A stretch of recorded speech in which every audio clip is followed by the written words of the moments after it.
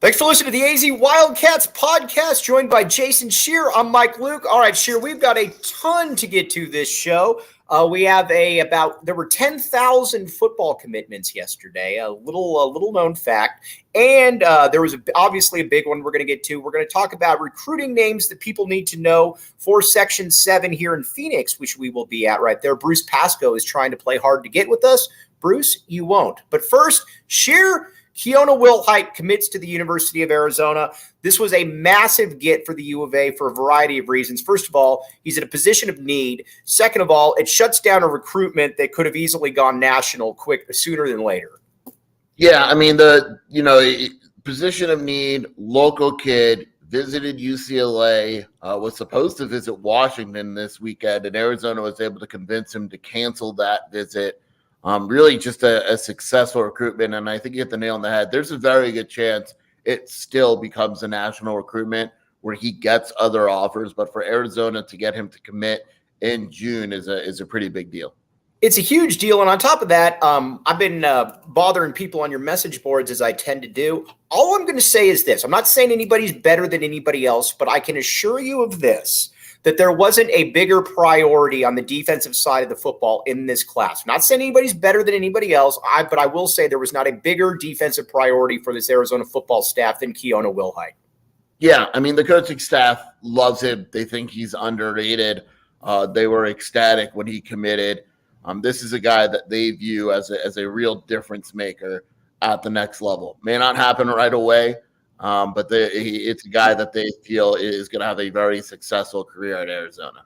And that's something that's been, listen, we've talked about it with Jedd Fisch for time and time again, that the one thing with Jedd Fisch is that if he's going to miss big.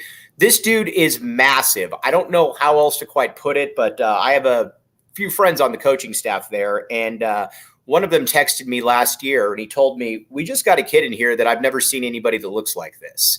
And he's taken to weights. He's new to the game. And you saw the from the U of A big man camp and whatnot, or the U of A lineman camp, where he was just absolutely annihilating people. I mean, I would encourage people to go out to Salpointe football games this year, because you're going to see a D line that you generally don't see.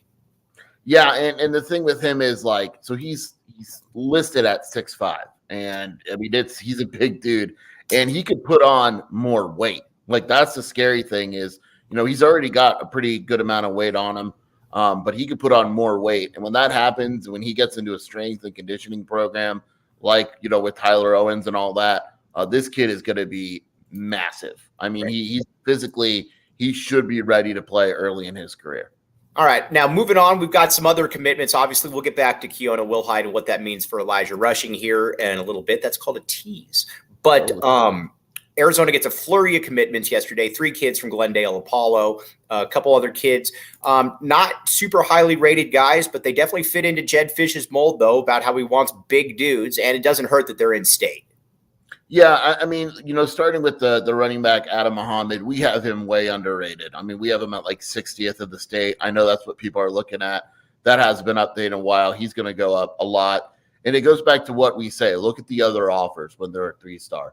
And you take a look at Muhammad. He had an offer from Cal, Boston right. College, Iowa State. So it's, he had legitimate offers. The 2 linemen, to me, are the type of linemen that you want when you're going in state. And what I mean by that is you don't want these kids that are physically maxed out. Like, right. There should be a little bit of rawness to their game. And I think that's where Matthew Lotto and Michael Watkins fit. Is there, I think Watkins is probably a little more ready to contribute early on in his career. But with Lotto, you get him in a little bit better shape, and all of a sudden you have a guy that's huge. I mean, he's a big dude. And so those are 2 guys where it's a little bit more of a projection, but Brendan Carroll has shown that he knows what he's doing when he brings in freshman offensive linemen. Right. He's shown that he knows what he's doing. And on top of that, too, I mean, listen, when you got Tyler Owens in there, you also know that you're going to get somebody that, I mean, let's be honest here. There's nobody better in the business than Tyler Owens. So I would imagine, this is just a guess, that they probably consult with Tyler Owens. They look at, talk about body types and whatnot. And I think that he's probably looking and saying, yeah, I can do a lot of stuff with these type of kids. Sheer, I believe you froze. I don't know why you froze right there, but Sheer, you will unfreeze yourself. But in the meantime, while Sheer is looking to unfreeze himself, Steve Hernandez says controlling the line of scrimmage is key. Glad we were getting bigger players. Absolutely. Sheer is actually calling me. Sheer, just jump back in. Your power is your power off? It's resetting. All right, I'll take care of it. All right, that is called, his internet just went off, but it's resetting. So I will take over in the meantime. Sheer, hop back in there in just a second. But that's the key, though, with these guys. Like you said, Adam Muhammad has some legitimate offers. And if you're going to go with in-state kids that are not necessarily the biggest in the or the highest rated in the world, then you're going to want to go for guys that have the kind of frame to be able to put on some size right there. Now, Elijah Rushing. That's what everybody brings up next. Elijah Rushing, top 10 player in the nation. Arizona's going to be in this one right here. Now, I'm not saying that Arizona's going to get Elijah Rushing because, again, Elijah Rushing can go to absolutely any school that he wants to. But Arizona has done its due diligence right there. You brought his brother in. You've recruited him as much as you can. And that's the key thing right here with Jedd Fisch is that he's, again, not going to leave any stone unturned right here. And Elijah Rushing is, I would say that he and Keona Wilhite are buddies. There's a Keona Wilhite is probably at Salpointe because of Elijah Rushing and some of the, and what seeing each other at camps and whatnot and what they were able to do. So that is obviously a big deal right there. And with some of the other commits that Arizona got, obviously got a defensive player out of Texas. Kind of the same thing, though. Again, I'm at the point, though, where I'm just going to trust the coaching staff's evals on this because it's not like it's Kevin Sumlin. Like in the past, Kevin Sumlin, Rich Rod, whoever, whatever the case may be, those were the guys that you didn't really get any. You didn't really get players that were highly rated, nor did you ever show really any capacity to be able to get, those players. Arizona, though, right now has shown that they can bring in dudes who are. They can bring in dudes and they can bulk them up and they can get them into the capacity with where they need. You look at Wendell Moe. You look at Jonas Sabanea. You look at us again on the defensive line. You look last year. You already had Jacob Kangaika. You had Tai Uiagalelei already hopping in there and making that as well. So again, that's this was a massive get though for Arizona because I will say that Arizona right now. Got the player that was at the top of their board. Now, again, I'm not saying that there weren't co-players at the top of their board, but I will say that he was the player that was at the top of the board. Look who has decided to join us again right here. Jason Sheer, after Utah fans knocking out his power and his internet, Sheer is back. Sheer, hello. I hope it stays on this time. It was really weird. Sorry. All right, that was weird because you froze right there. We don't like when you freeze. But I went on then to talk a little bit about what this could mean for Elijah Rushing. And my thing is this, is that Arizona will be in this till the end. They might not get him. They could get him. They might not get him. But they put their best foot forward right there. And not only that, like the family, I can tell you, has been, they definitely know that Arizona would really like Elijah Rushing to be there, which is kind of a departure from previous coaching staffs. Yeah, I mean, we've had local kids that kind of list Arizona just to kind of blow smoke and, hey, I'll do you a favor, but I'm not going to your school. This is different. Like, there's a very real chance. And again, like you said, I'm not guaranteeing the kid goes to Arizona. He could very well wind up somewhere else. But the interest in Arizona is real. I mean, he absolutely is seriously considering Arizona. They have absolutely prioritized him and made it known how, high of a target he is on their boards. This is a very real recruitment. It's a very real recruitment. Also, and when you get a top 10, top 15 player, it's just the way it is right now. You got to pay him. I know it feels weird saying that just like publicly, but dudes like this get paid right now. So you're also going to find out, how deep Arizona's pockets are here. Because again, when I tell you that this kid can go to Oregon, Alabama, wherever he wants, I'm not lying. He can go to Oregon, Alabama, wherever he wants, and he will get compensated for his time there, Sheer. Yeah, and Arizona's not going to pay as much as those schools. It's just not in the budget. But you got to come pretty close. Like, you can't be like, half or less than that. You got to be able to put forward a respectable offer. And it's wild that we even discuss this. Like, oh, you got to pay a kid in order for him to come to school. And it's legal now, but I mean, that's the way, Elijah Rushing, I don't know if money is the most important thing to him, but if you're Arizona, it's almost like a respect thing. You can't just be like, oh, we're offering you this. And then you look to Oregon and they're offering you 10 times that. You got to figure out a way to narrow that gap. Connor Johnson hopping in here right now with some stuff we're going to get to right here. We see you Oregon State fans here, you secret admirers. You Clint Moses, a member of the Back the A movement, even though he's got an Oregon State beaver right there. But Clint Moses, we support you. But you know what else we support, Sheer? Mountain Mike's Pizza. Now, Mountain Mike's Pizza, again, to clarify, I am not Mountain Mike. Many people think I am. They are wrong. Head over to mountainmikespizza.com or to their Mesa, Chandler, or Tucson locations to place your next order. Reminder, new diehards get a $50 voucher upon signing up. Check it out. Oracle and Wetmore right there. Mountain Mike's Pizza. All kinds of really, really good stuff going on right there. And Tap and Bottle. The Tap and Bottle watch parties. As we've talked about, Scott and Rebecca do a great job. Salt of the earth. Great environment, family environment, or to go or night out with the guys. Go down to downtown or the Northwest location. Either way, trust me, you will not be disappointed by what they have to offer right there. Tap and Bottle downtown or the Northwest side. All right, Sheer, let's talk a little bit of we're going to get back to some football here in a minute, but let's talk a little bit of Arizona basketball recruiting right here. Something that Oregon State fans would never have any interest in. Section 7 is going to be awesome right now. First of all, there's actual names that we know that we're going to be looking at right here. It starts early, though. It starts with Koa Pete, Gilbert Perry. You are notorious for being skeptical of Gilbert Perry kids. Koa Pete is not one of these, though. Koa Pete is a lot like Elijah Rushing, and that he's been on the national radar for a long time. He'll be able to go wherever he wants, but Arizona is recruiting him as such. Yeah, I mean, Arizona's prioritized him. They'll be at every single one of his games in some fashion. He's a guy where, you keep an eye on how he's improved. He made USA team. He's really good.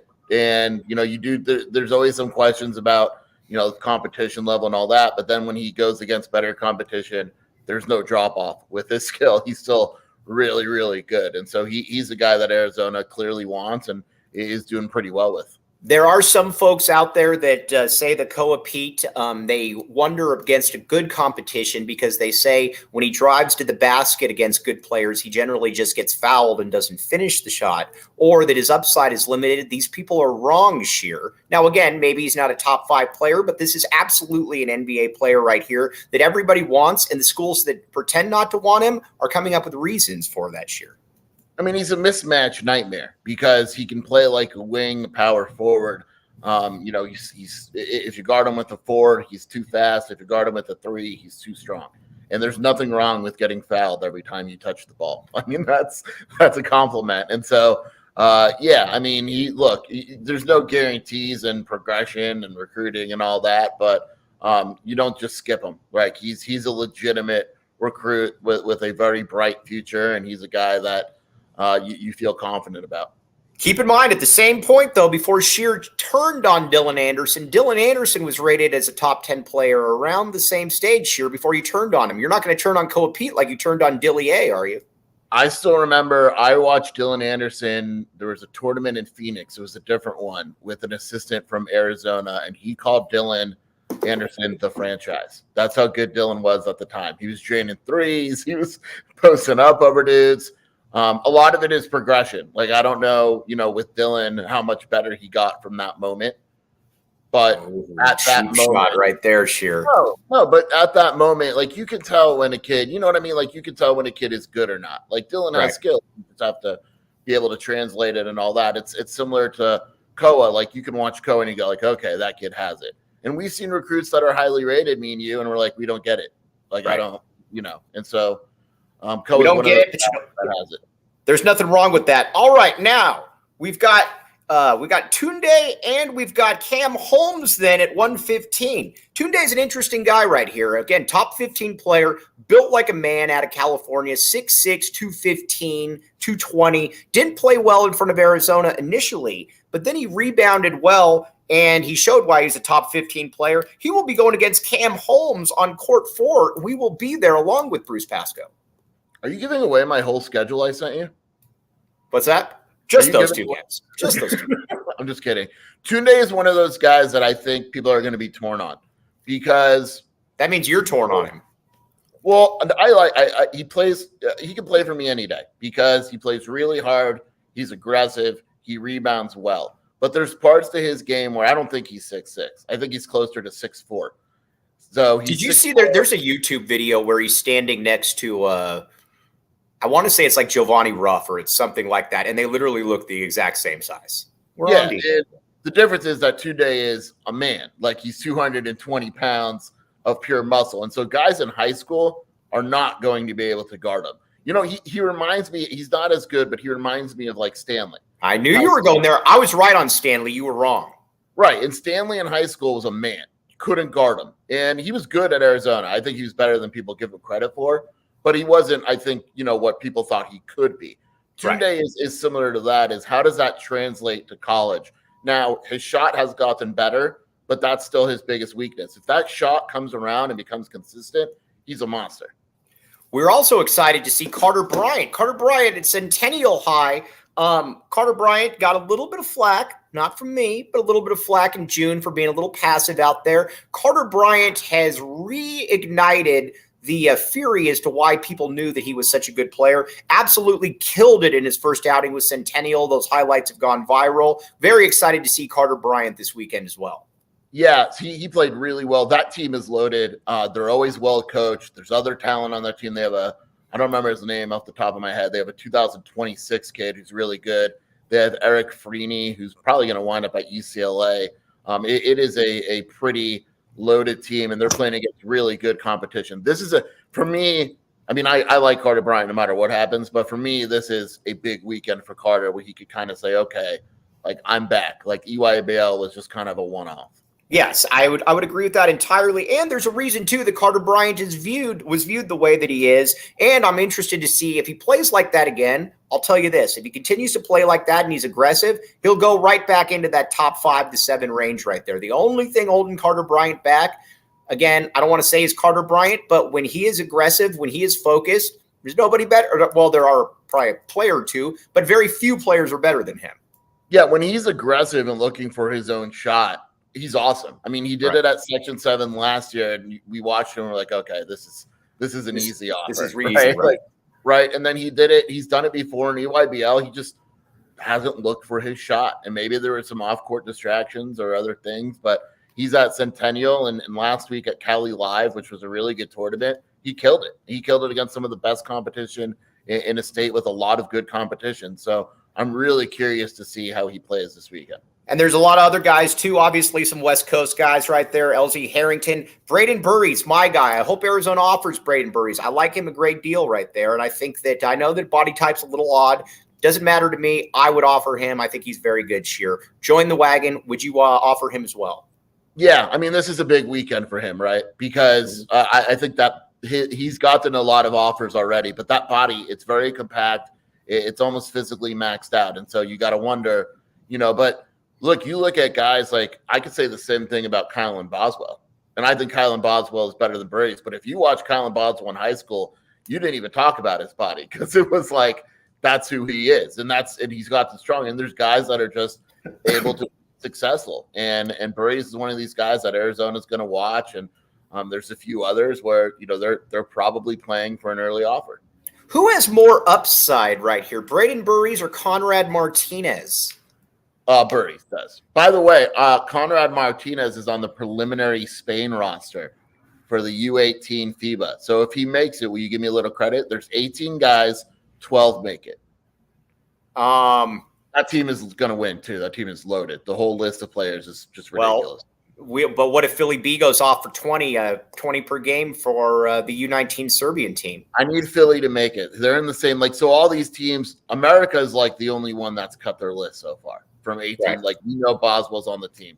I need guys like Philly B and Conrad Martinez to make these teams. And keep in mind, we've got a fun bet going with Conrad Martinez and Philly B right here. We're going to be very interested to see how this plays out right here. Now, who would be the best? Would Conrad Martinez or Philly B be the best player at Oregon State this coming year? Yeah. Or I don't know. I don't even know who's on Oregon State's roster, and I'm usually pretty good with that.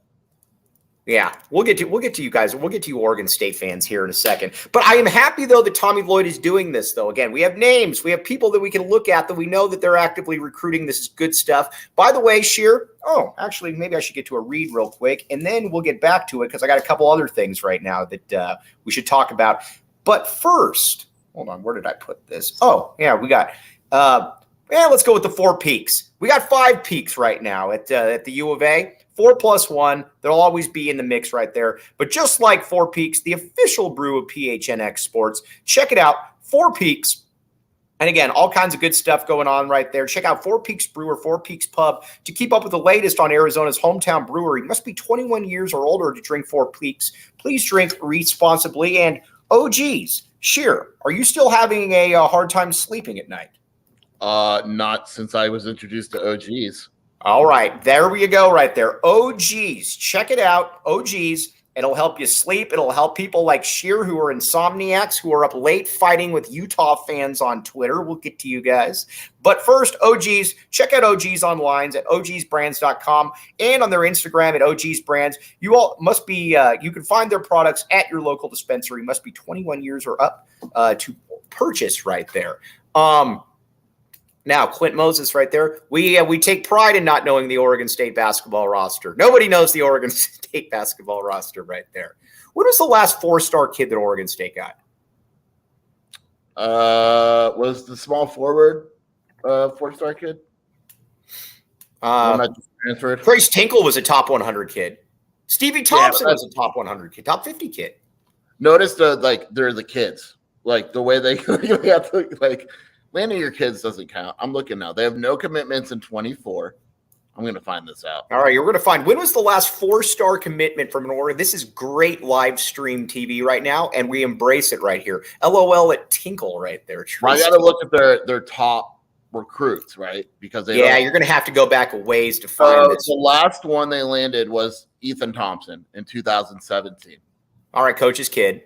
Dude, their list, okay, this is all-time commits. They've only landed 6 4-star players ever. Yeah. 2 of them are the Thompsons, and 1 of them is Tinkle. Yeah, that's not good. You're gonna think about it. Class of 06. Before the Thompsons was the highest player ever. Let's have a quiz. Who is it? You know it. I know you know it. I believe in you. 06. Who? Seth Tarver. Oh, Seth Tarver. I like Seth Tarver. 6'4" Seth Tarver. Yeah, he had a brother, Sean Tarver. I know the highest rated recruit to ever go to Oregon State, though, Corey Benjamin back in 1996. That was before the rankings era. McDonald's All-American court from Fontana, California, right there. So that's for you, all you Oregon State fans. But back to Arizona, back to real basketball here for a minute. I'm curious to see how this 2024-25 class plays out because, again, you already got Carter. You already got Jamari Phillips in there. How many more domestic players do you try to go with, knowing that there will always be 2 international players in the fold right there? Oh, Jared Cunningham right there. I do apologize. Jared Cunningham's a good player. Roberto Nelson? Dude, we're just naming greats after greats. Joe Burton. All right, I'm done. What's that? Joe Burton is up there as well. Joe Burton, big Joe Burton right there. We like Joe Burton. I don't know if they're going to take any more domestic players. Because you could theoretically, here's the crazy thing about it. Jacob Franklin, the great Jacob Franklin, if you could pull up the roster again, this nifty little roster we're going to keep working with here. You've got everybody on this roster right here could theoretically, outside of Kashad Johnson, come back. Everybody on here, we got to add Pauly M to this mix, obviously, but everybody else on here could come back, Sheer. Yeah, and the thing to me is, like, I have yet to see a 2024 guy that Arizona would be able to land where I go, oh, man, they have to offer. You haven't seen that Cody Williams out there. Yeah, it's I wonder who our Cody Williams this year is going to be in Section 7. But it's – do you think we'll see his dad? I hope so. But there's not a guy out there where I'm like in EYBL, I didn't see it. When I'm making my list of players at Section 7, there's no 2024 guy. Like, Arizona has the best 2-guard in Jamari Phillips. It has the best 4 guy in Carter Bryant. Right. Like, point guard situation is pretty solid. We already know there's plenty of posts on Arizona's roster, and they could clearly just go overseas and land another one. And then if a bunch of guys come back, I don't really see that many 24 guys out there that Arizona's probably anxious to offer. I'm very excited, though, to see the possibility, again, if you could sneak 2 years out of Carter Bryant and Jamari Phillips, because if you could sneak 2 years out of those guys, then I think you're looking about a team that's going to go into the preseason top 5 every single year. I love Bryant and Phillips as NBA guys, but again, both their camps know exactly what they're doing. They could go, obviously, after a year, but if you stay 2 years, you're a guaranteed very high pick. And on top of that, you could win a lot of games at the University of Arizona. I mean, there's so many guys that are being recruited now in high school that have already made their decision about when they're going to the NBA. And it doesn't matter how they play after their first year of college, they're going. And they're not going to get drafted or they're going to be in a bad spot. I think Jamari Phillips and Carter Bryant are surrounded by enough good people where that's not going to happen. If they're not ready to declare for the draft, if there's a benefit to coming back for another year, they're going to do it. Right. And I don't question that. Look, they might have outstanding seasons and it just makes sense to go. But there's a very real possibility that both those guys are back for another year. All right. Now, the question, great question right here from Char Fred. Who plays the most behind Ballo at the 5 right there? I think ideally Henry gets those minutes right there. I'd like to say Dylan Anderson, but I think that Henry probably gets those minutes right there because Henry is the one player on the team that can block shots. Now, maybe Mount Krivos can, but we don't really know if he can block shots or not. Or alter shots. I think if Henry makes that jump, I think Henry's got the highest upside out of those dudes. To me, the biggest competition on the entire roster might be Henry versus Krivos. Because if Krivos turns out... Wait a second. You forgot a name. And Dylan. Because if Krivos turns out to be better than Henry, maybe you play Henry at the 4. I do think they're going to play Henry some at the 4. But it's not a good sign for the trajectory of Henry's career if he gets beat out by Krivos. Right. And so that to me is... I think if you're the coaching staff, you want Henry to beat out Krivos because Krivos isn't coming in with the mentality that he's going to play 20 minutes a game. It's okay. I'm going to develop. It may take a few years. So be it. If Henry isn't able to gain minutes this season, I don't want to say he's done at Arizona, but it becomes a lot difficult in his career. It's not a great sign for it. Yes, we will agree on that. All right, now let's talk a little conference realignment here because that's why our Oregon State fans are here, our secret admirers. First of all, though, I don't understand why Utah fans why are they so gung-ho on the Pac-12 right here? Utah fan, you will be good in any conference in football right there. Trust me on this one.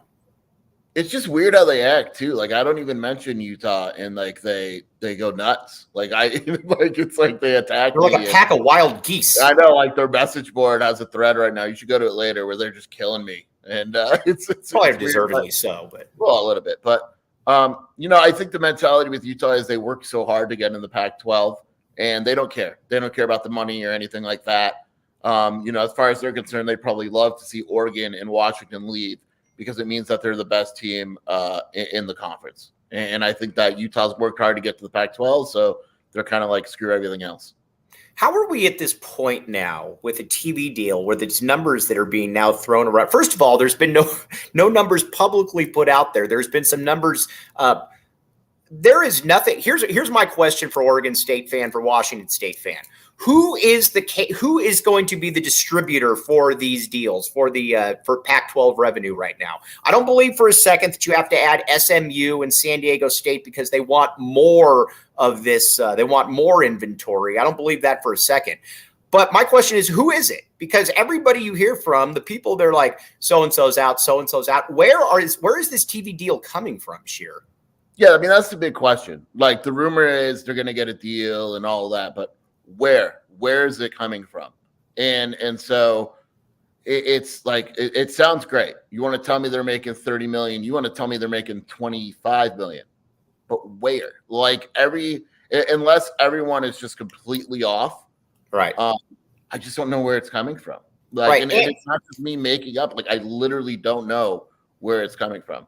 And is there anything in Kliavkoff or the Pac-12 presidents? We exclude Bobby Robbins here. We like Bobby Robbins. But is there anything that shows you that these guys are on the cutting edge, that they have a trick up their sleeve that nobody knows about? Is there anything in these guys' backgrounds, especially Kliavkoff, that leads you to believe this? Anything? No. It's like, it's just like we said this before off air. Like, if the Pac-12 gets this done, if George gets this done, we will absolutely give him credit. He is. I will say, George Kliavkoff, I've been making fun of you. I will continue to make fun of you, but you know what? Good work. Yeah, hats off, because we didn't expect this, and you knew what you were doing the whole time, maybe. But you still get a deal, and look, he deserves credit if he gets it done. I just don't, and this isn't even an insult on him. I don't know where it's coming from. Right. And nobody knows where it is, too. And they're a heck of a poker player if they're able to actually do something like that. Now, with Pete Thamel had an interesting article the other day about Colorado, about the Big 12 and whatnot. Let's talk about SMU and how they factor into this. I don't understand the SMU thing because supposedly it brings in the Texas market. Do you know anybody in Texas that cares about SMU? Do you know anybody, period, that cares about SMU? No, I've met more Oregon State fans than I have SMU fans. That's for you, Oregon State fans. Way more Oregon State. Have you found one guy on Twitter that is a diehard SMU fan? Yeah, they're very mean. You found SMU fans on Twitter? Well, they go at me. They attack me because I say that their school has no value to the conference, and then they're really mean to me. Oh, speaking of value to the conference, the Oregon, this San Diego State stuff is absolutely fantastic, though. This story right here. Essentially, Sheer, the leverage for San Diego State is essentially gone at this point. Yeah, I don't know who was advising them during this whole process, but I don't know what they're doing. Like, they're going to get sued and they're going to lose. And that's why they're saying, oh, no, this isn't our notice of resignation. And the conference is like, sure it is. Like, there's a legit chance if the Mountain West goes through with this, on July 1st, San Diego State doesn't have a conference. Right. And Steve Hernandez, Chief is an SMU loser. I can see Chief thinking SMU is an awesome school for sure. All right. T. Burns says, my sister went to SMU. Her husband went to SMU. All of their friends went to SMU. None of them care about SMU. I'm saying this is a family school. Like, I know people through others, like, mutual friends or whatever, that have gone to SMU, but you would never know it. Like, they're not diehard repping SMU. They're not back in the A like we're back in the A with SMU.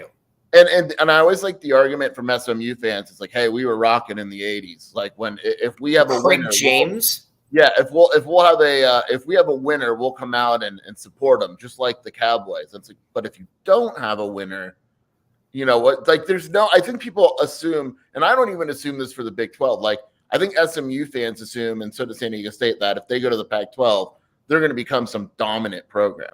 Right. I mean, it's just not how it works.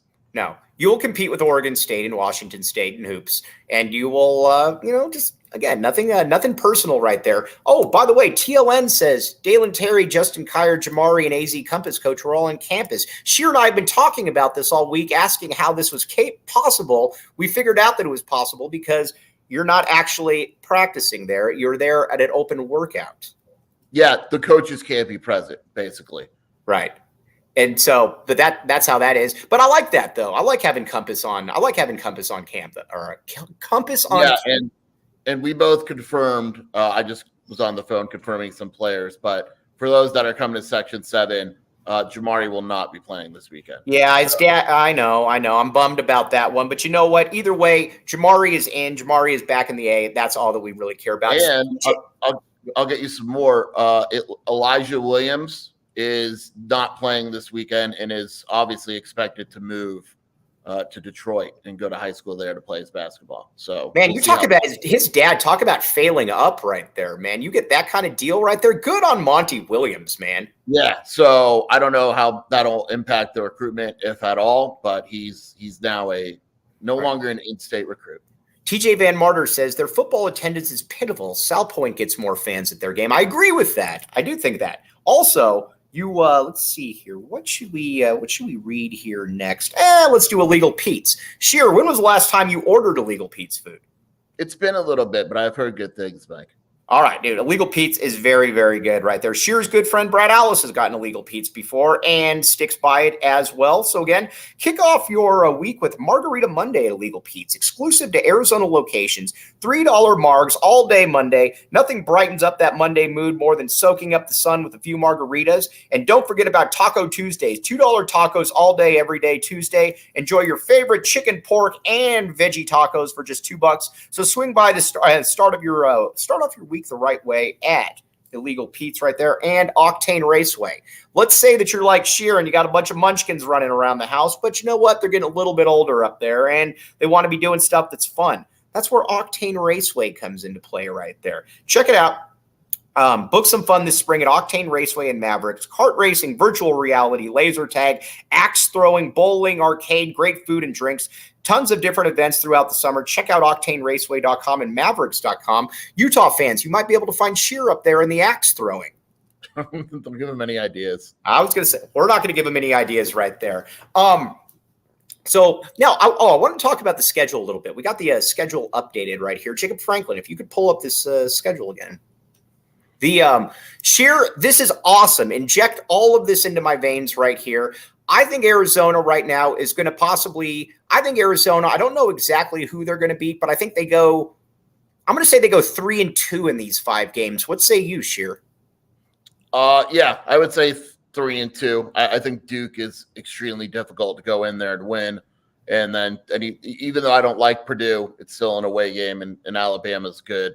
Yeah, let's go 3-2. 4-1 wouldn't shock me. 5-1 would shock me. Or 5-0. Well, at 5-1, but Tommy Gunn's teams generally play out of conference very, very, very well, though, as well, this year. Yeah, and here's the deal. Like, you have the biggest games there, rightfully so. But there's other games, like at Southern. Going to a place like that is not easy, as we saw with Colorado. Right. That place it's a difficult trip. Belmont is generally a good team. They just signed them. Like, even the bad teams, quote-unquote bad teams on Arizona's schedule are pretty good. Like, this schedule is insane. That's what we'd like to see, though, from the Big – or if that's what we'd like to see, though, continuing. Maybe it's just getting you ready for the Big 12 right there, Sheer. Just throwing that out there right there. I like my conspiracy theory where Arizona beats Wisconsin, Purdue, Michigan State, UCLA, and USC, goes 5-0 against the Big Ten, and gets an invite. My favorite thing, though, and nobody enjoys giving Sheer a harder time than I do, but at the same time, my favorite thing, though, is when people go on there saying that you predicted Arizona to move to the Big 12. You have never once predicted Arizona to move to the Big 12. This is correct. No, and that's been on, like, Twitter all day, too. Like, you've been wrong this whole time. And then I go, well, what have I been wrong on? And they can't answer. You said they're going to the Big 12. Nope, never did. You said that this board meeting, nope, just linked it. Like, it's not. I am super skeptical they're going to the Big 12. Oh, I know. Sheer has said from day one that he'll believe the Pac-12 presidents get this one right when he sees it, because again, it makes the most sense to go to the Big 12. That's why Sheer is skeptical of it. Yeah, I mean it's the easiest move. Just like expanding was the easiest move years ago, so of course they didn't do it.